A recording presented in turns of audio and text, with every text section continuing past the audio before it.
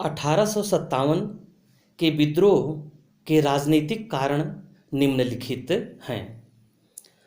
सर्वप्रथम जो पहला हमारा कारण है, अंग्रेजों की साम्राज्यवादी नीति। भारत में जितने भी शासक आए उन सभी का दृष्टिकोण एक ही था कि अधिक से अधिक भारतीय राज्यों को अपने नियंत्रण में लिया जाए। 1757 से 1857 तक अंग्रेजों ने भारत में विभिन्न तरीके से अपना सत्ता या राज स्थापित करने का प्रयास किया। Robert Clive, Warren Hasting, Lord Wellesley, William Bentinck, Dalhousie आदि जैसे साम्राज्यवादियों ने लगातार विभिन्न नीतियों के माध्यम से अपना साम्राज्य विस्तृत करना शुरू किया, जिसके कारण भारतीय रियासतों में कहीं न कहीं संदेह उत्पन्न हुआ और इन लोगों ने 1857 के विद्रोह में सहयोग दिया। चार्ल्स नेपियर एक प्रसिद्ध अंग्रेज अधिकारी है, जिसका प्रसिद्ध कथन है कि यदि मैं 12 वर्षों के लिए भारत का शासक बन जाऊं तो एक भी भारतीय राजा नहीं रहता, निज़ाम का नाम नहीं सुनाई देता तथा नेपाल भी हमारा होता। इस प्रकार अंग्रेजों की साम्राज्यवादी नीतियों ने भारतीय जनता में असंतोष तो उत्पन्न ही किया, साथ ही साथ भारतीय रियासतों को भी संदेह की दृष्टि में डाला और इन लोगों ने सामान्य जनता के विद्रोह को पूर्ण समर्थन दिया। दूसरा महत्वपूर्ण पॉइंट है या कारण है लॉर्ड डलहौजी की राज्य अपहरण की नीति या डॉक्ट्रिन ऑफ लैप्स की नीति। इसे गोंद निषेध प्रथा के नाम से भी जाना जाता है, राज्य अपहरण की नीति के नाम से जाना जाता है। 1848 में लॉर्ड डलहौजी ने गोंद निषेध प्रथा को लागू किया, जिसके द्वारा कोई भी भारतीय राज्य या राजा निसंतान होने पर किसी को भी गोंद नहीं ले सकता था। लेकिन भारतीय परंपरा के अनुसार यदि किसी राजा के संतान नहीं है तो वह किसी को भी गोद ले सकता था और अपना उत्तराधिकारी नियुक्त कर सकता था। लेकिन डलहौजी ने इस नीति को लागू करके अनेक राज्यों को भारतीय रियासतों को ब्रिटिश साम्राज्य में शामिल किया। राज्य अपहरण की नीति 1848 में डलहौजी ने लागू की और राज्य अपहरण की नीति के द्वारा ब्रिटिश साम्राज्य में शामिल किया जाने वाला पहला राज्य सतारा का राज्य था।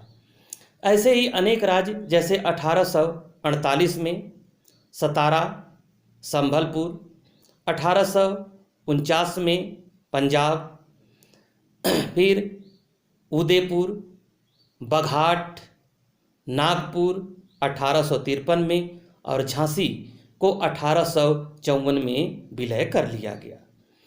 अब जब डॉक्ट्रिन ऑफ लैप्स के आधार पर इन राज्यों का विलय किया गया तो कहीं न कहीं रियासतों के शासकों ने विद्रोह किया और 1857 का विद्रोह संपन्न हुआ।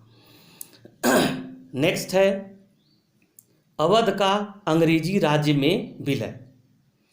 अवध का अंग्रेजी राज्य में विलय 1857 के प्रमुख राजनीतिक कारणों में से एक माना जाता है, क्योंकि अवध का राज्य अंग्रेजों का भक्त था और अंग्रेजों को लगातार वह सहायता प्रदान कर रहा था, क्योंकि अंग्रेज अवध को दुधारू गाय की संज्ञा देते थे कि दूध देने वाली गाय है।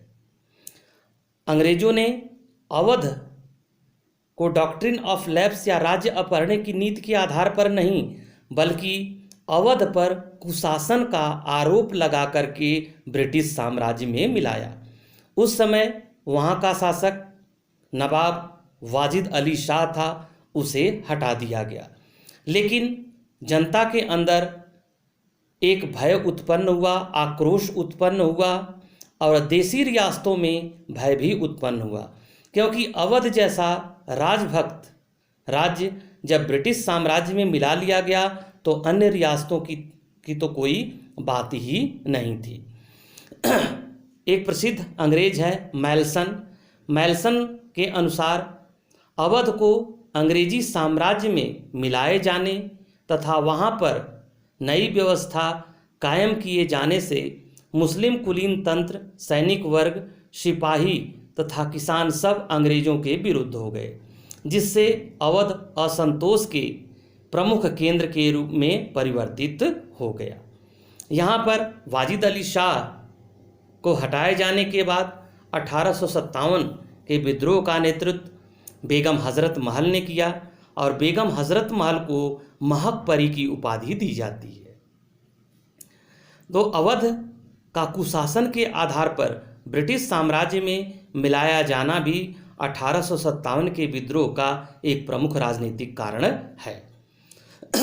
नेक्स्ट है मुगल सम्राट बहादुर शाह जफर का अपमान। भारतीय जनता यह कभी भी बर्दाश्त नहीं कर सकती थी कि उसके सम्राट का अपमान किया जाए, क्योंकि अभी तक भारत में सांप्रदायिकता या हिंदू मुस्लिम अलगाव की बात नहीं आई थी, क्योंकि सांप्रदायिकता जैसी अवधारणा तो 1857 के विद्रोह के पश्चात अंग्रेजों ने लोगों के मस्तिष्क में डाली। जब मुगल सम्राट बहादुर शाह जफर का अपमान किया गया तो जनता उद्वेलित हुई। बहादुर शाह जफर को लाल किला छोड़ने के लिए आदेश दिया गया तथा उसे न्यूनतम पेंशन दी गई तथा उसकी इच्छा के विरुद्ध उसके छोटे और निकम्मे पुत्र को उसका उत्तराधिकारी नियुक्त किया गया।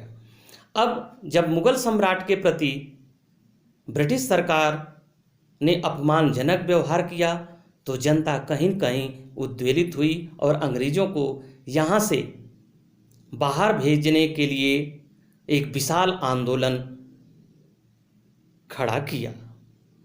नेक्स्ट है पेंशन एवं उपाधियों की समाप्ति।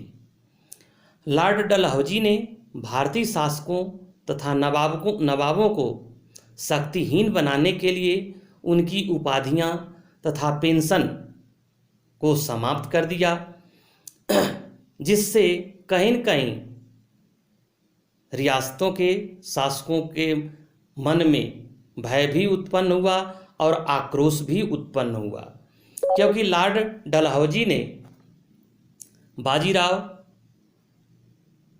पेशवा द्वितीय के दत्तक पुत्र नाना साहब को उनका दत्तक पुत्र मानने से इनकार कर दिया और उनकी पेंशन भी बंद कर दी।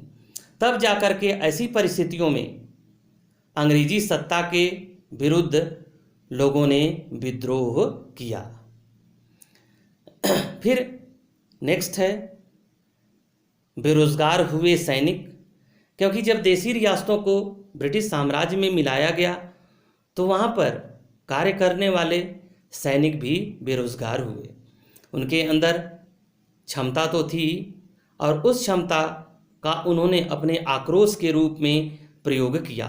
वो कहीं न कहीं सामान्य व्यक्ति की तुलना में अधिक प्रशिक्षित थे और इन लोगों ने 1857 के विद्रोह में बढ़ चढ़ करके भाग लिया।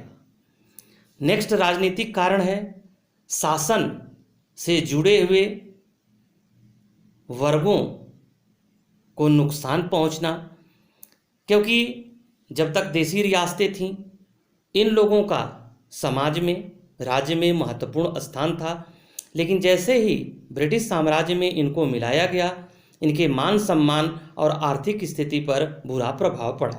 तब इन लोगों ने 1857 के विद्रोह को जन्म देने में महत्वपूर्ण भूमिका निभाई। महत्वपूर्ण राजनीतिक कारण में झांसी का विलय था। झांसी कि रानी लक्ष्मीबाई के बारे में आप सभी को पता है, क्योंकि उनके बारे में कहा जाता है कि खूब लड़ी मर्दानी वह तो झांसी वाली रानी थी। रानी लक्ष्मीबाई का विवाह कम उम्र में हुआ और महाराजा गंगाधर राव के साथ हुआ। 1853 ईस्वी में गंगाधर राव की मृत्यु हो गई, लेकिन मृत्यु से पहले गंगाधर राव ने दामोदर राव को गोद लिया और अपने दत्तक पुत्र के रूप में उन्हें उत्तराधिकारी घोषित किया। लेकिन लॉर्ड डलहौजी ने इसे स्वीकार नहीं किया और 1854 को झांसी को अंग्रेजी साम्राज्य में मिला लिया, जिसके विरुद्ध रानी लक्ष्मीबाई ने कड़ा संघर्ष किया और हीरोज के हाथों वो पराजित हुई। हीरोज का प्रसिद्ध कथन है कि वह उपस्थित मर्दों में एकमात्र मर्द केवल झांसी की रानी लक्ष्मीबाई थी। तो निम्नलिखित राजनीतिक कारणों ने 1857 के विद्रोह के जन्म देने में महत्वपूर्ण भूमिका निभाई। अन्य कारण हैं, नेक्स्ट वीडियो में हम लोग उसको डिस्कस करेंगे और आप लोग इसे अच्छे तरीके से तैयार करना। Thank you.